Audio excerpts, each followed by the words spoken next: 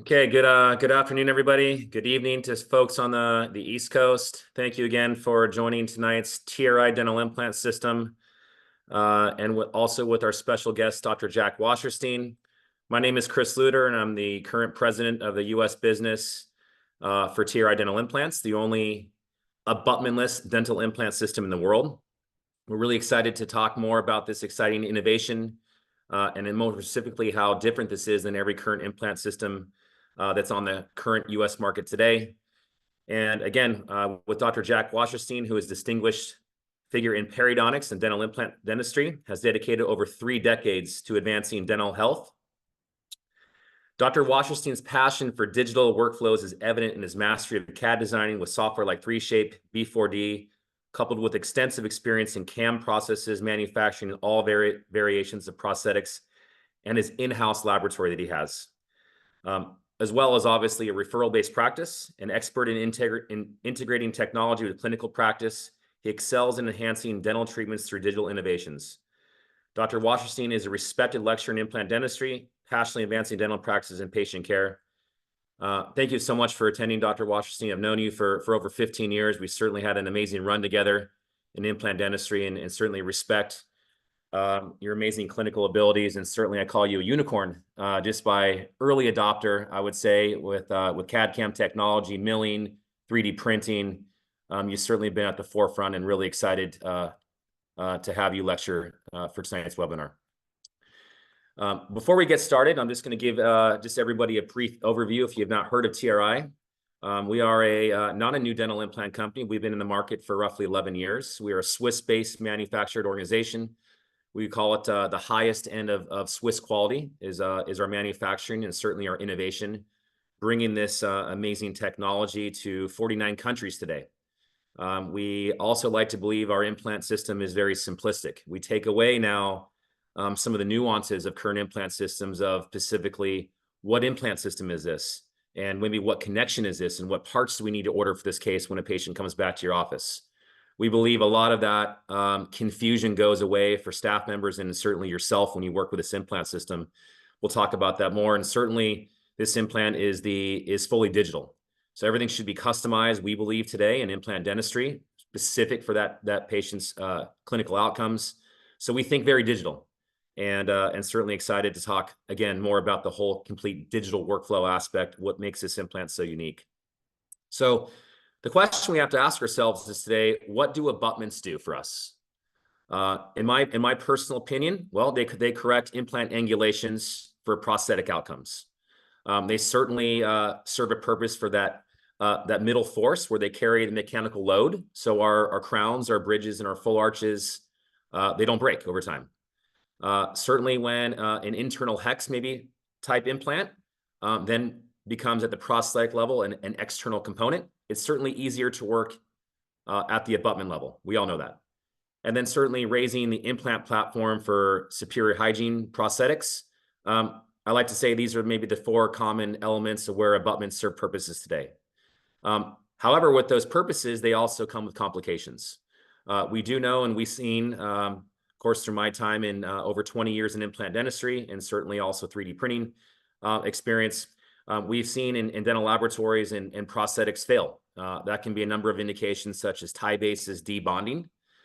We know that excess cement for a long time now causes peri-implantitis. It causes implant failure with cement retained restorations. We know a lot of time, and a lot more specifically maybe in these multi-unit abutment cases, whether it's a 17, 30 degree, straight, 2.5 cuff, 4.5 cuff, there's so many different implant angulations and heights we can use. And I would say it's very difficult to choose the exact height and the exact angulation, what is needed for a lot of these cases, and the confusion takes place. We know that if you don't need to have room for an MUA, there can be potentially less bone reduction for patients, and that's always a good thing. We'll talk a little about our bolt screw, which I think is a major competitive advantage on the prosthetic side. We claim 0 screw loosening due to that bolt screw that's 2.8 millimeters thick.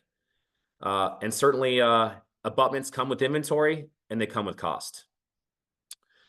So here's just a couple slides. Maybe you've seen these cases in come across your implant facility. We know that patients, when they get an All-in-X, what's the first thing they do? They lift their lip line up, and you see an MUA sometimes. that's not what we want to see. That middle picture here, that's just one of those pictures of a titanium base that's debonded off a crown. And once again, that high lip line, you see that MUA.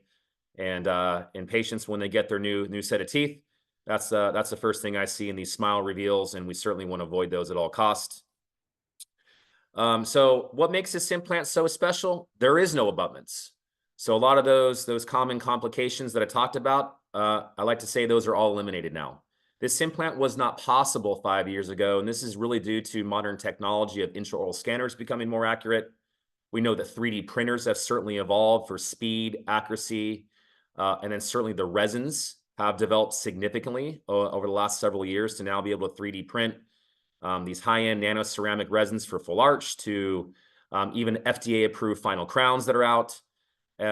Coupled with photogrammetry, coupled with non-photogrammetry, we're now able to capture passive fit. And then lastly, but not least, we know of mills have also considerably graduated to be able to mill amazing implant angulations that is now possible with angulated screw channels. So this implant 5 years ago is not possible, and due to modern technology and advancements, which is significant, we're now able to eliminate that middleman, that barrier that causes so much complications and cost, and make things a lot more streamlined for you as dentists and certainly clinicians as well. So here's just a quick little overview of the TRI internal 20-degree beveled conical connection. We see that this implant is, and I'll just pause it here in a second just to go back. We see this as the exact replica of the reverse engineering of this 20-degree beveled conical connection. Very smooth due to cam strategies now that are possible as well, coupled with specific burrs that mills this perfectly round interface perfectly that allows it to be seat in precisely to the implant, coupled with a bolt screw that's 2.8 millimeters thick that goes very deep into the implant that carries that mechanical load.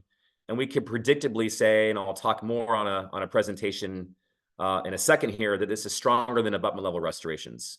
This implant is timed due to an engaging aspect of the single tooth. We know that full arches are certainly not engaging and also drop in like a glove, just like this as well. So here we go. So as I mentioned, we are a fully digital company, and we've integrated these amazing apps as part of this digital workflow, such as our Scan and Smile an Hour I'll talk about. I'll talk quickly on our digital healing collar library.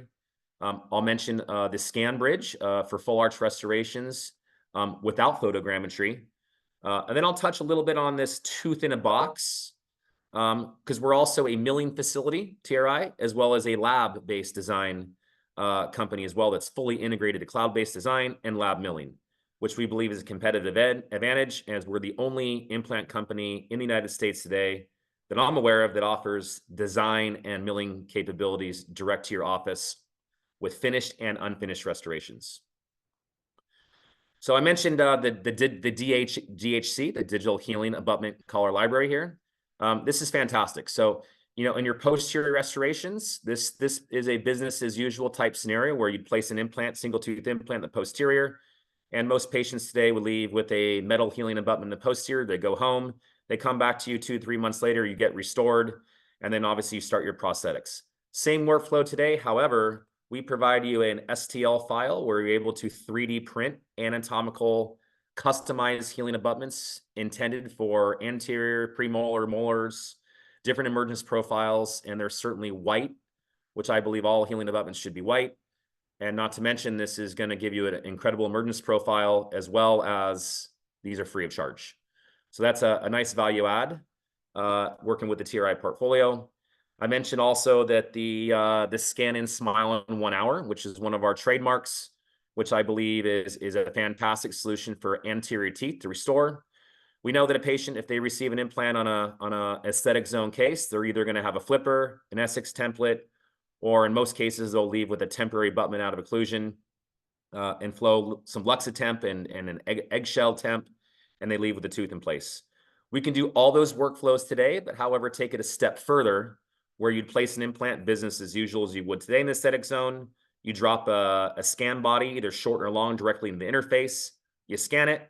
Within 20 minutes, you get a design back for $20, and you send it to your 3D printer.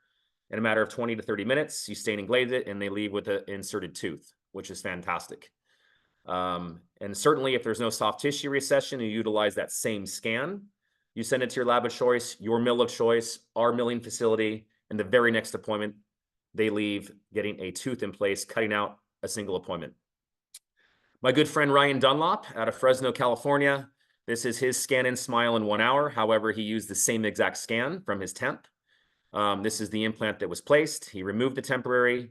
In a matter of minutes, he screwed down the final zirconia tooth into place. And it's a fantastic result for a very inexpensive restoration that's very highly aesthetic. So we know that eliminating flippers, Essex Tempits, certainly temporary abutments. This is certainly superior workflow, direct to 3D print, or again, direct mill right to the interface. We're also fully vetted with the All-on-X procedure.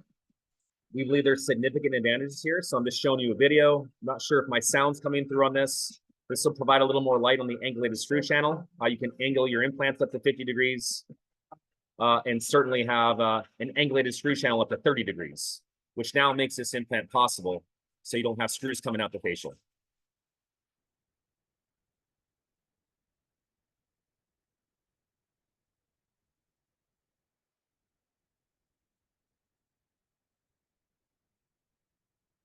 So as I mentioned, this implant is amazing that it comes with or without photogrammetry. We have the scan bodies that go directly into our interface if you're PIC or iCam compatible. We have an adapter if you're a micromapper type user and you want to still use photogrammetry. That's completely fine. You use your existing scan flags to be able to capture your passive fit to get to the design stage. However, if you don't have photogrammetry, we offer you this amazing STL file that comes in, call it an extra small, small, medium, large, extra large. This depends on your AP spread of where your implants are placed. The gold scan bodies go directly into the implant interface, and these scan bridges click seamlessly into your scan bodies that allow a traditional intraoral scanner to get a capturing of the stitching that it gets you obviously to the next place, which is to be able to design and then ultimately 3D print and get a passive fit in your restoration. So this is very essentially a free of charge, very cost-effective solution that if you're doing several arches a month, you don't have a photogrammetry device, this is an incredible opportunity to capitalize on this. We also know that when you do not have an MUA, that also comes with no Rosen, Powerball, DES, some version of a prosthetic screw that screws into the MUA. Those components are needed. From what I hear and see in the community, those are sometimes notorious for coming loose. Again, with that bolt screw being 2.8 millimeters thick, you're going to avoid that problem. You're going to avoid the complication of 30 degree, 45 degree, 17 degree, all the different heights. All that confusion goes away. We know that potentially there's less bone reduction, and certainly polished zirconia on titanium gives incredible soft tissue aesthetics. And certainly happy patients here going through a digital conversion versus an analog conversion. And this is just a quick little video here showing a Trios 5, just showing the scanning capability here with our scan bridge. In full disclosure, we have a very large clinic in a different country that does 45,000 implants a year out of one clinic. They do not have photogrammetry, and they utilize this for every case with a 98% success passive fit. However, we certainly in the United States we love photogrammetry, and we certainly embrace it. But it's just there's certain ways, as we know, to get to home base, and this is one of those opportunities.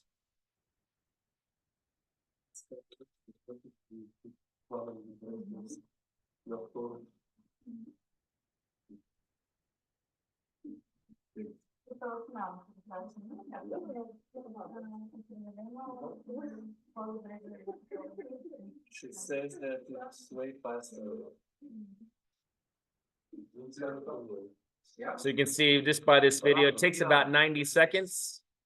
Probably another 90 seconds to attach the scan bridge, and you're off to the races.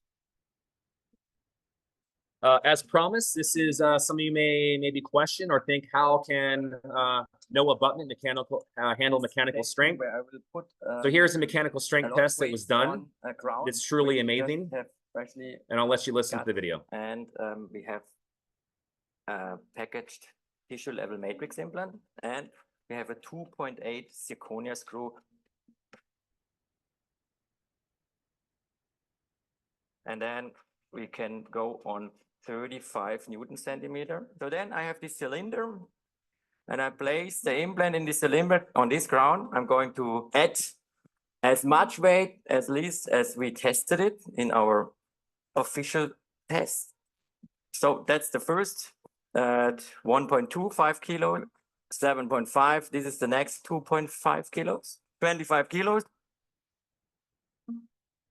Right now we have 80 kilo, the maximum of any human can bite. So how is your bet? What do you think? How much more? 100 more?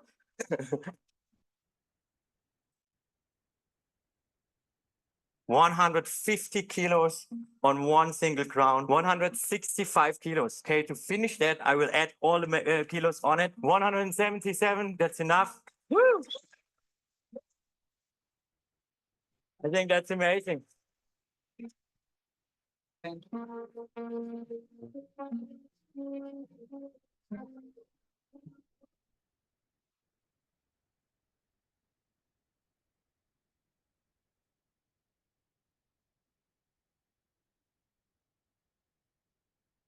So pretty amazing that, you know, it's all in the, obviously the reverse engineering coupled with the bolt screw with that 20-degree bevel conical connection certainly carries that mechanical load for everyone to feel very confident that our restorations will not break and fracture. As also mentioned, as part of our app, our milling and design strategy. Here you see, sorry, my cursor's in the way. Here you see our full arch design. We offer a full arch design and single tooth design for 60 minutes for a cost of $250 for our full arch, going right to our portal, tri.swiss, right to our design services, and certainly our single tooth design on demand as well. For a cost of $20, you get the design back in 20 minutes, ready to send to your 3D printer. We have fantastic, extremely top of the end prosthetics that are, I hope everyone can see, is very highly attractive here.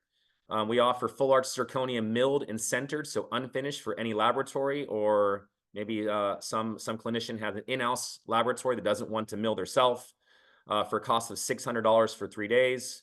We have a full arch zirconia aesthetic finish that is final, a final zirconia arch for $999 in 5 days. And certainly what I call the Beverly Hills 90210 smile. This is for your very high-end patient. We, once again, full arch, high aesthetic finish for $1,500. And then we get down to the single units, $60 for an unfinished centered crown, $110 for an aesthetic full contour, $160 for a very high aesthetic layered, and then our highest end crown for $180. And certainly the best part of this is this can be billed out the same insurance coding as your abutment implant crown, and get full reimbursement. And certainly we're avoiding the complications, and we're avoiding those abutment costs as well. Many of you may ask, what does it take to get started in our package? We have just a nice offering here for a small 25 implant bundle to get started. It comes with everything you need. It's $6,875. 25 implants, you get the kit, you get the screws, you get the scan bodies, and certainly you're off to our races. If you don't have a 3D printer, I think that's certainly a no-brainer in today's digital world, to be able to 3D print your nanoceramic hybrids, 3D print crowns, 3D print temporaries, certainly same visit night guards. It can do so much for you. Being a past Sprint Ray executive, it's certainly the ROI. I say you get your money back probably in 60 days and you're off to the races. And we have it offering, certainly if you buy 100 implants from us, we set you up with a Sprint Ray 3D printer. We have an amazing partnership with Voxel for unlimited support. And we also have clinical doctors on staff here at TRI. They can help onboard you and make everything very seamless for you. And that's part of our value proposition as well, is when you work with TRI, you have the best service, you have the best support, and certainly doctors on staff that are experts in digital workflow to onboard you seamlessly. So use all the technology at your fingertips. So For those of you that maybe want to have my contact information, this is my email, christopher.luter@tri-implants.com. My cell is listed here, 480-665-6326. For anybody's social media, this is my my handle here, Luter2323 on Instagram. Feel free to add me. We have a very top of the line sales team here in the United States that can also support you locally in your local markets. And now I'll kick it over to Dr. Wasserstein for the main event. Thank you so much, everybody. And there'll also be some Q&A at the end, and we're happy to answer any questions for you.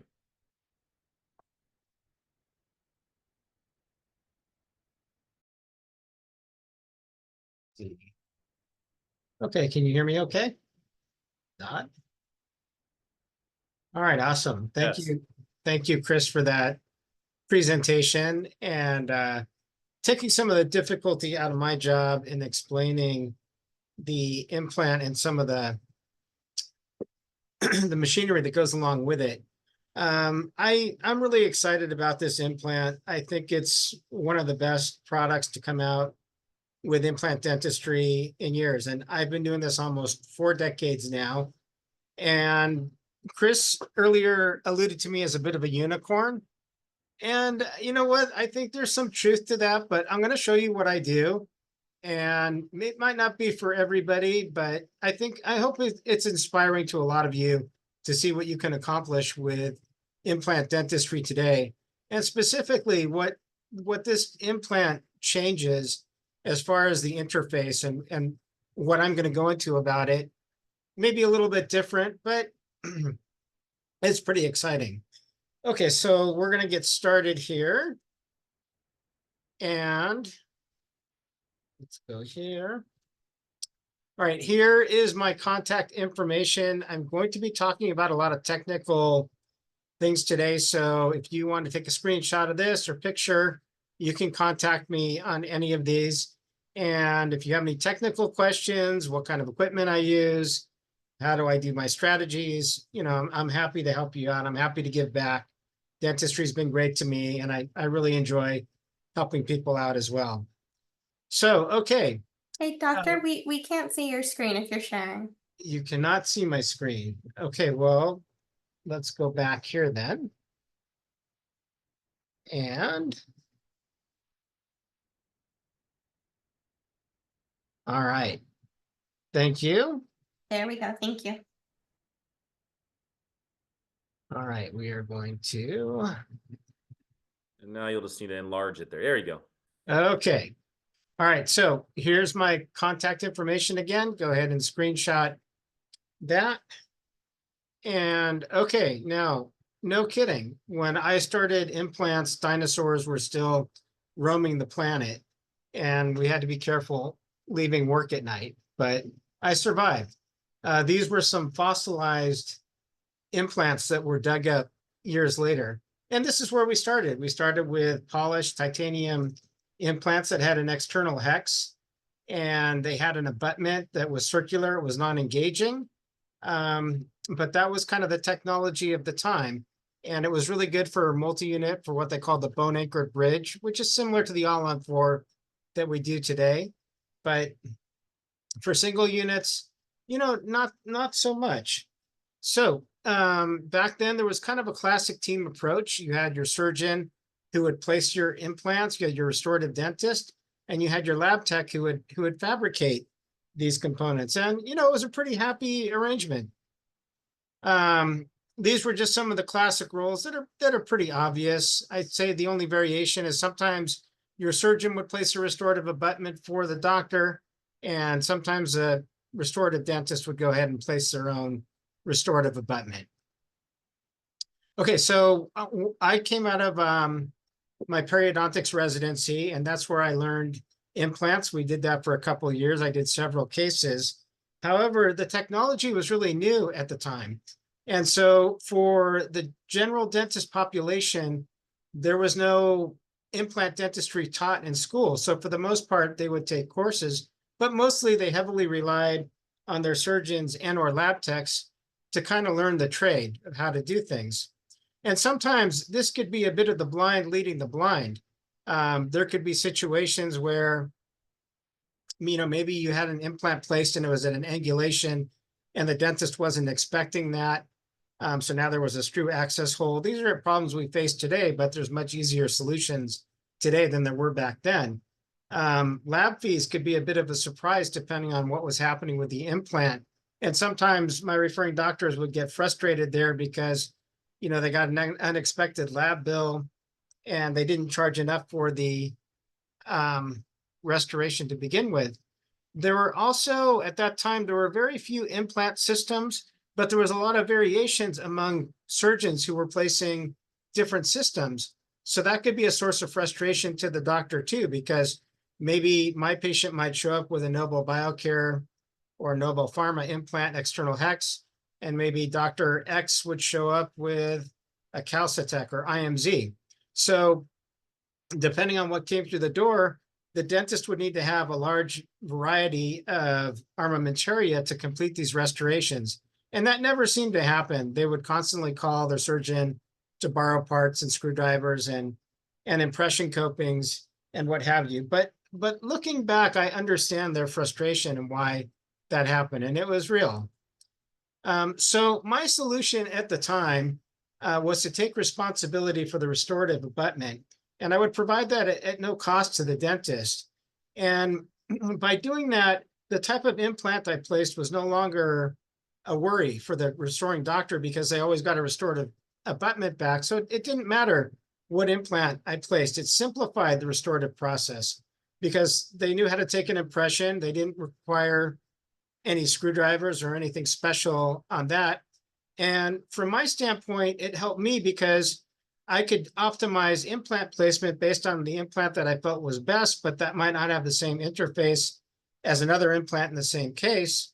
But now it was no longer a problem because, they were basically getting restorative abutments there. And at the time, these stock healing abutments, they were about the same price as a healing abutment.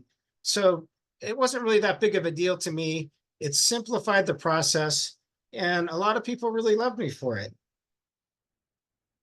Okay, so I kind of covered this, but through the years, there really wasn't much of a change in the implant market. Different implant companies would come out with different interfaces and more or less different textures and geometries. But for the most part, the technology stayed pretty stagnant for about 20 years. Then a digital revolution began. And what happened here, and I'd say kind of Nobel Biocare was one of the first companies to come out with this. They came out with a system where you could start to digitize an implant model and then create abutments based on that CAD design. And then you would go off to a milling center and you would come back with a custom abutment. And at the time, this was kind of a miracle because it allowed me to place some of the best restorative abutments possible at the time. They could be different shapes and different collar heights and very customizable. It was relatively inexpensive, and they could be made of zirconia or titanium. So it was pretty handy. It was a pretty good idea. Now, at that time, intraoral scanners were not a thing. So this involved taking a model, scanning the model, and then using Nobel's program to digitally design it. And then you would send it to them and they would send you back the part. And, for a while, that was pretty good. But that market was soon cannibalized by the tie base. I'm not a big fan of the tie base, but at the time it came out, it served its purpose. What the tie base did was it came out at the time that intraoral scanning started to become a thing, and in-office production and in-lab production started to become a thing. As mills became less expensive and more economically feasible, a lot of labs had bought mills, and some offices even, to take that responsibility in office. And the tie base, what it did is it separated the implant interface from the top cap of the implant. This was still machined on a very precise mill, so you had an exacting fit and it was FDA approved. And what came above it, well, that was open to artistic expression.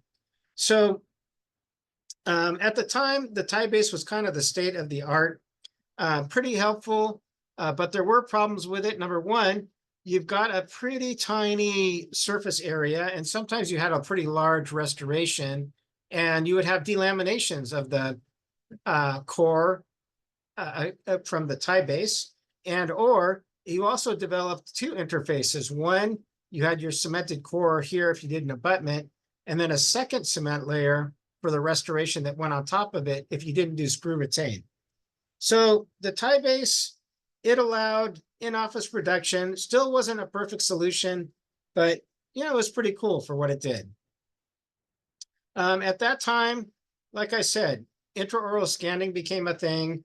CEREC was going into dental offices, and a lot of dentists began their journey on CAD/CAM dentistry with that. 3Shape came on with their scanning, and then even Roland came out with relatively inexpensive mills that could start to handle these zirconia top caps, as well as some other things. Okay, well, that gave way to some of the better mills that we have today. And this is kind of the state of the art. Some of these bigger mills are still less than a CEREC system, but they allow milling of many different materials: titanium from a blank, PMMA, dentures, EMAX, zirconia. They pretty much can do it all, and they're extremely precise. So that was sort of the next evolution for me. And now I was really humming along with the best possible abutments that you could possibly do. Another evolution that came along was the prefaced blank. This eliminated the tie base. It still had a precision implant interface at the bottom, but now you could mill this titanium part to develop your abutment, and it eliminated one of the interfaces. Also, your top caps fit a lot more precisely to the prefaced blank.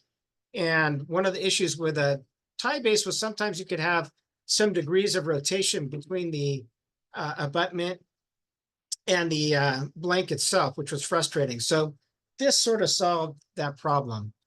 The final evolution for me was being able to mill out an implant interface beyond the titanium preface. So I'm going to delve into that a little bit because that was a big game changer for me.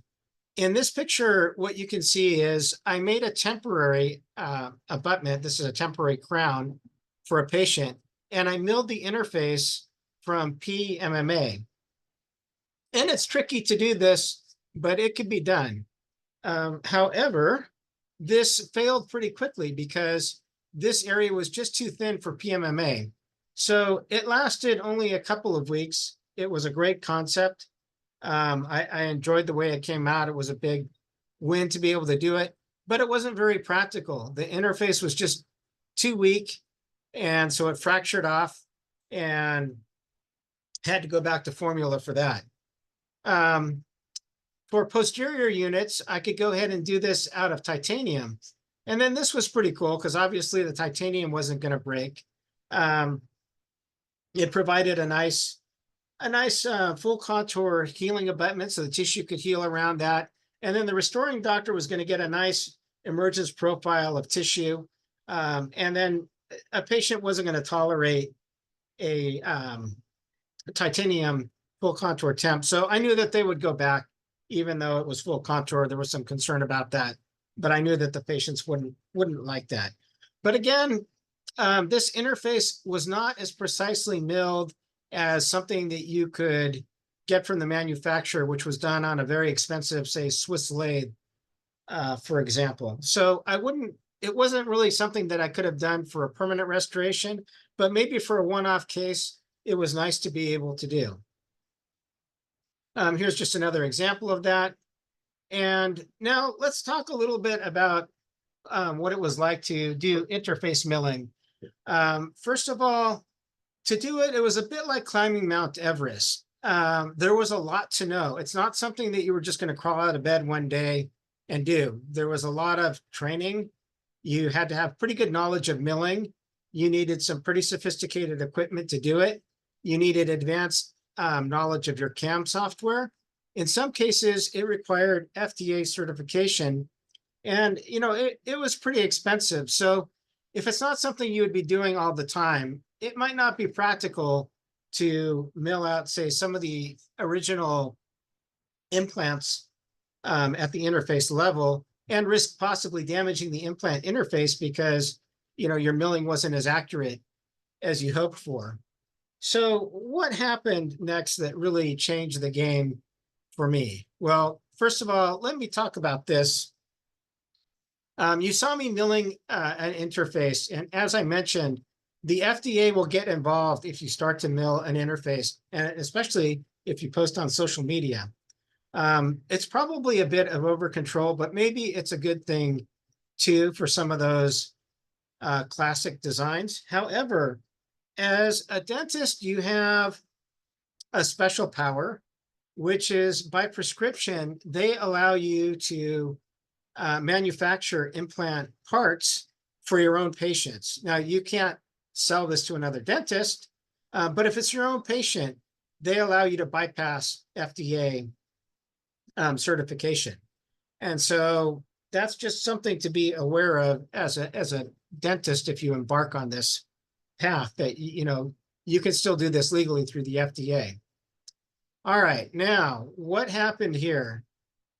I'm so excited about this implant and the thought process behind it, because as you saw, I had a pretty significant investment in an OCD thing to do these abutments and mill at the interface to create these beautiful abutments for my referring doctors.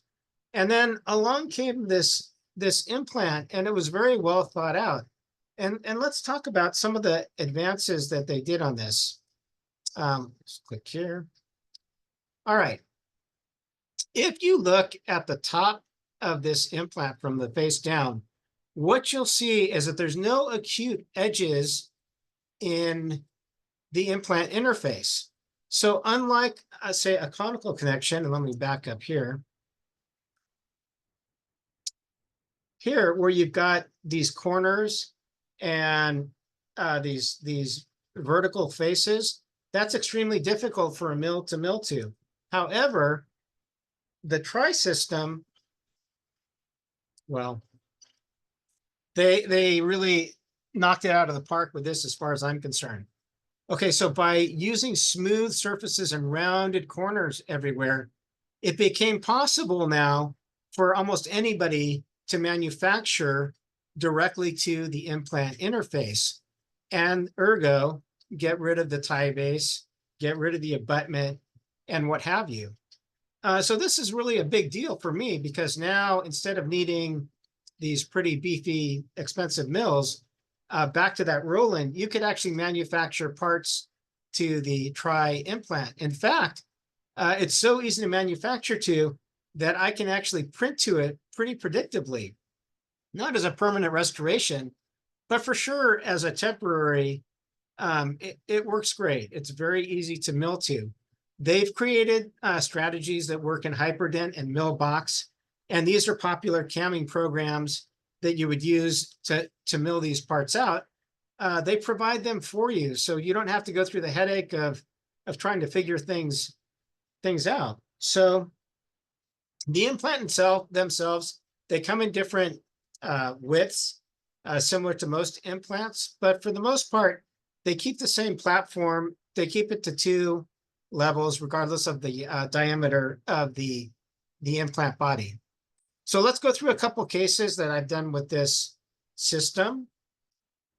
And we're going to do an immediate implant here. Well, it's not an immediate, but we're going to place an implant and we're going to do a temp. And I'm going to show you the workflow that I used for this. So as you can see, I've got pretty good bone for this edentulous area. The tooth was previously extracted. She had lost it in trauma. I don't think I was responsible for the extraction. I think she came come to me with this space needing the implant. And it was handy that I had learned about the tri system. And so I decided to give it a try here, and no pun intended. But here we are.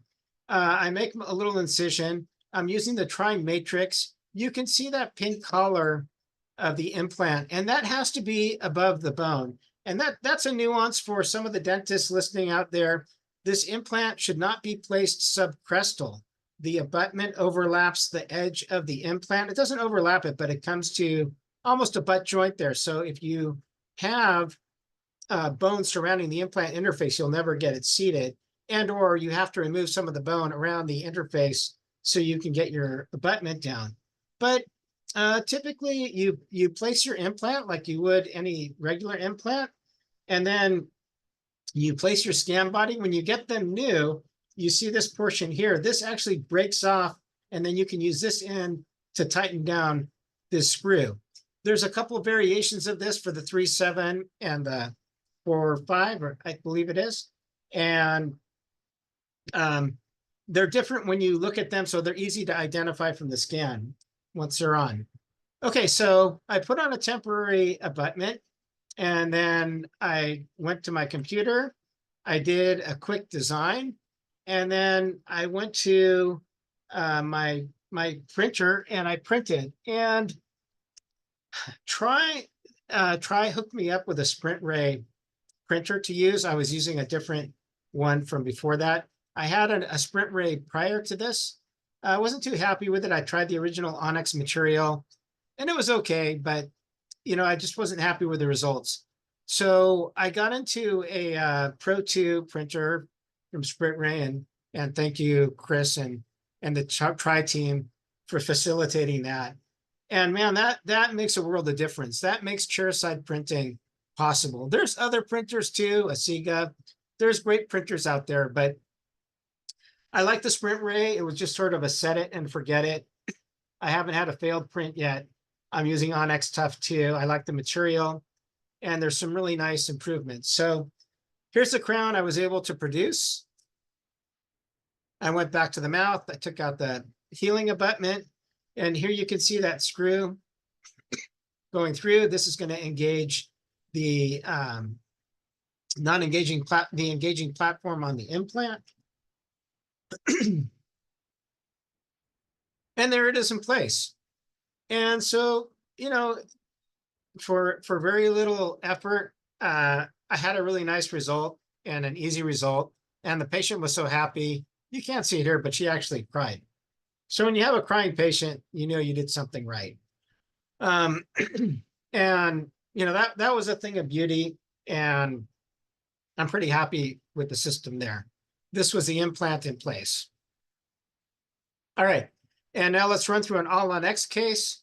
This is a little bit abbreviated, but here we're going to work on the maxillary arch. We've got a lot of periodontal disease. We've got a lot of loose teeth. So we're going to do all-on-X on top. Here, I placed the 4 implants. I don't know why I didn't take more surgical pictures, but here I've got the scan that was taken at the time of surgery. Now, this was my first all-on-X with the Tri system, and I had made up a denture ahead of time because I immediately load and immediately provisionalize at the time of surgery. But I ran into an issue, and it was pretty easy to overcome, and I just want to show you how that worked out. Well, here you can see I've got divergent implants, which you're going to have with all-on-X, because typically the posterior one is placed at 30 degrees to your anterior implant. This is a side view. And that's no big deal. I see that on every case I do. But what is a big deal is I had purchased temporary cylinders that I was then going to drill holes in my denture and then pick them up at the time of surgery. Well, without an abutment to correct this angle, which Tri does make, by the way, there was no way I was going to get that denture seated or seat that over diverging implants like that. At that time, I didn't have my trusty Sprint Pro 2 in place. And so I realized I had a problem, but I overcame it by simply picking up the anterior 2 implants here, and I relined it. I put on healing abutments on the posterior. So it was resting against the posterior, and then screwed down on these 2 anteriors. And she left the office with that for a few days.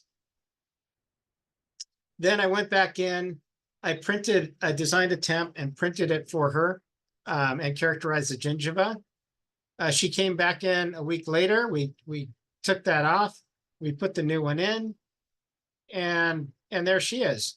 So the difference today is that with the Sprint Pro 2 printer, they have an Arch kit that's got a smaller platform, which is supposed to be shipping out today. But realistically, that print only took about 30 minutes. So I figure for an hour and 15 minutes, I could do this chairside very easily with what I have now. And when I get the Arch kit, I probably could shave about 15 minutes off the time from that. But overall, I was really pleased how that worked out, how it's changed my workflow. It does eliminate abutments. And the screw, that 2.8 screw, is a really beefy screw. So it's much bigger than a Rosen screw or vortex screw or even the desk screw. And it takes a pretty good bite of material vertically. It doesn't expand the restoration or put a wedge on it, unlike the vortex or the Rosen screw. And I know I've got a great friend out in the audience, John Wilson, and I know that he's not in favor of that Rosen screw because of the lateral forces that it puts on the restoration, and it would be like green eggs and ham to get him to use it. But we joke about it a lot. This system changes that though, because it puts vertical compressive forces on a nice bite of material and doesn't put any lateral forces on the screw channel. So it's a much better system. And I haven't had any issues with loosening of the screws or fracturing of restorations. And I'm really confident about its ability to last in the mouth. And because it's a printed restoration, well, heck, even if something happened to it, it's only 15 or 20 minutes just to recycle the original design and put in a new one. So it makes my life a lot easier with that regard. I don't have to worry about it.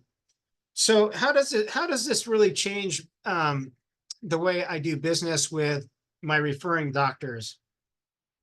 In some ways, it makes their life a lot easier, because really all they need is an inventory of the different screws to screw on the healing abutments. If they have a printer, they can print their own, or typically I'll provide a healing abutment and it'll be custom with the screw in place. So when they get the healing abutment in place, they already have the restorative screw.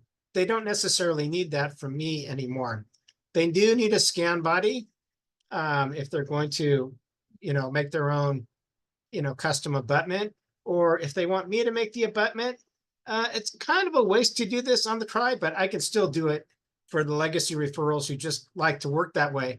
One advantage, though, is I can do all zirconia now direct to the implant. So for the anterior area, well, that's a big deal to have a nice zirconia core versus titanium, because, patients will complain. Sometimes they see some grayness from the zirconia in those anterior restorations. And or if you have some gingival recession, they might see the titanium there. Doing all zirconia as an abutment, it's an advantage because you can hide some of that.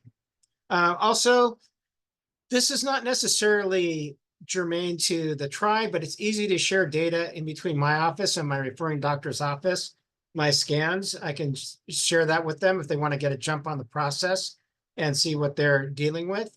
And of course, I can provide full contour healing abutments to generate the perfect gingival profiles for them. And all they do is unscrew it and make their restoration, and really nothing needs to change there.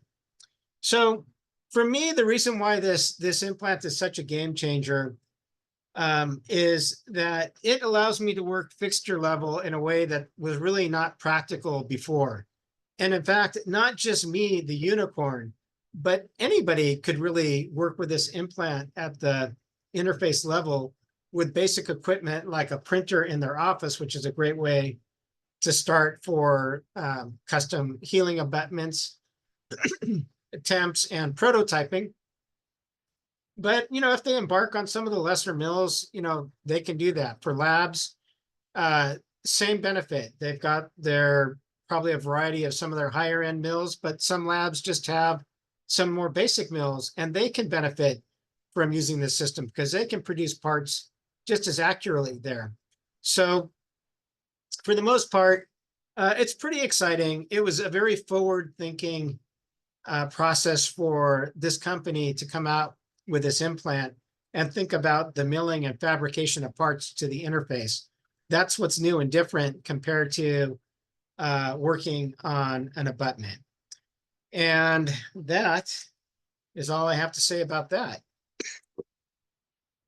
Do we have, Chris, I'm going to give it back to you for Sure, questions and answers. Yeah, let's see I don't see any Q&A as of right now. I guess maybe we'll give it just a couple minutes here to see if anybody has any questions in the chat, and I could certainly have those questions answered for everybody. But thank you very much, Dr. Wasserstein. Love those 2 clinical cases, and certainly patients crying amongst your success is amazing. Amazing clinician, more important, incredible friend. We'll give it, looks like we have one here. This is from Dr. Tran here. Are there any benefits to limited VDO and insufficient bone reduction? Yes, so they make a couple different screws. They make a 2.8 long, which is this nice beefy one that I like to use, but they also make a short screw. And this would be if you had a restoration with limited vertical dimension. If you used one of their normal screws, the screw itself might be sticking up from the occlusal aspect. So by using the shorter screw, you can avoid that. Also, in addition to the tissue level implant that I was showing, they also have the bone level implant too, which can be at the bone interface. So this one would not stick up above the crestal bone. And this would be preferable in a situation where you had minimal restorative space as well. So those 2 things pretty much should help you out and give you more space than I would think even a conventional implant, though you possibly could submerge that other implant a little bit more below the bone. Does that answer the question? I should. Thank you for that question, Dr. Tran. Yes. I don't see, here we have another one. This is Dr. Wilson here. The pricing you were showing for the restorative, I'm curious where your milling center is located and how the fabrication cost could be so affordable. So yeah, our milling facility is in California. We only use the highest end zirconia prosthetics, the top of the line mills in the market today. And that's some of the benefit working with TRI as a root to tooth solution. We can offer these incredible prices to you. Seeing, as my boss, our CEO, Tobias Richer, said, to touch is to love it, and seeing is believing. So we certainly hope you give it a shot, and we're 100% confident it's the highest prosthetics that you'll work with today.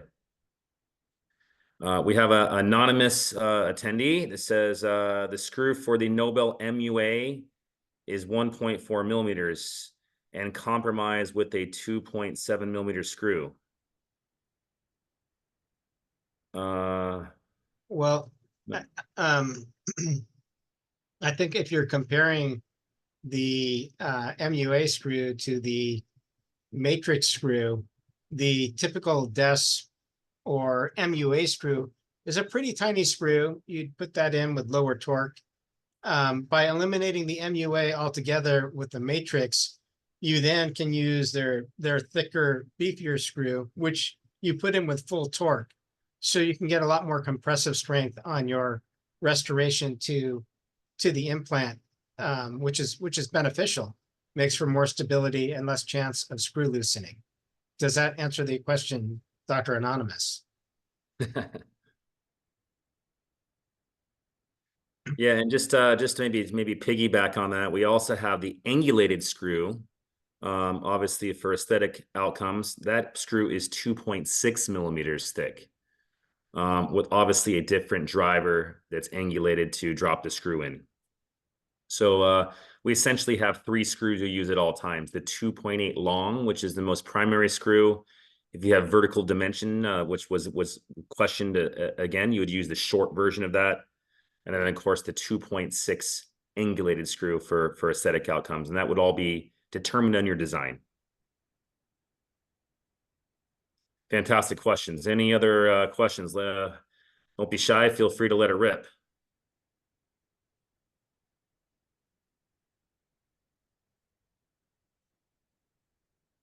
here we go. We got one more here. Why do you also sell an MUA? That's a good question. Maybe both of us can take that one. So certain mills can mill different divergences.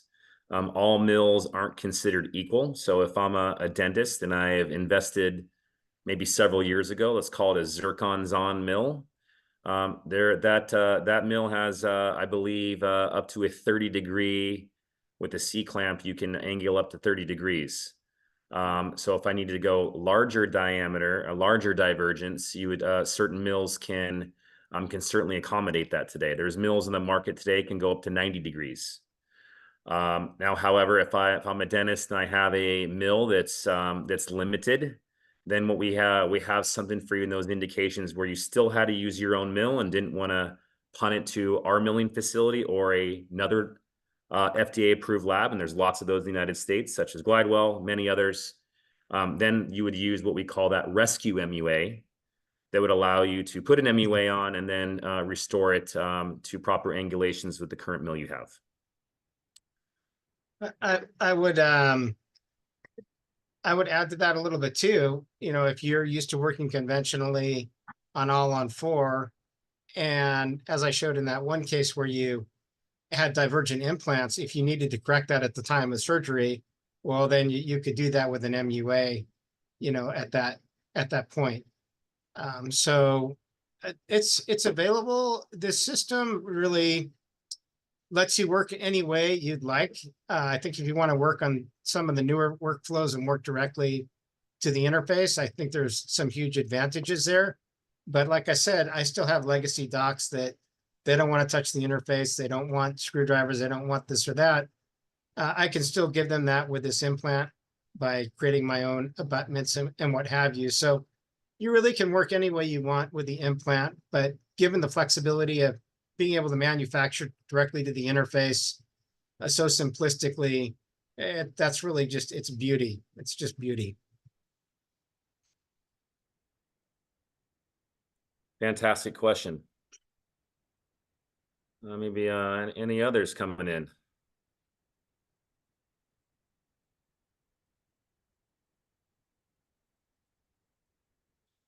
Well, thank you very much, everybody. I believe everybody has Dr. Wasserstein's contact information. I shared mine again in the beginning of the presentation. If you didn't get it, feel free to email me. I can put you in contact with a local representative. Again, it's my first name, Christopher with the C, dot last name Lutter, Lutter, at tri-implants.com. Certainly, thank you very much, Dr. Wasserstein, for your incredible lecture.